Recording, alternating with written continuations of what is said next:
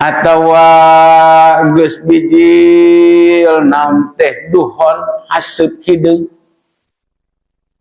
atawa deui geus bijil suneu di tengah-tengah kota. Nah di dinya naon teh bakal ngagiring sakabeh jalma digiringkeun ka alam mahsyar moal aya nu kaliwat saurang-urang acan.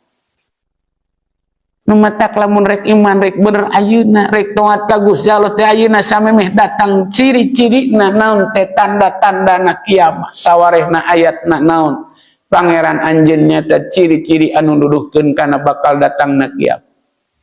Di antarana ciri nu panggede-gedena nyaeta ciri saurkeun ku Imam Jalalain mah dina tafsirna nyaeta bijilna panon poe ti kulon surupna ti wetan eta tingan sakadar sapoe.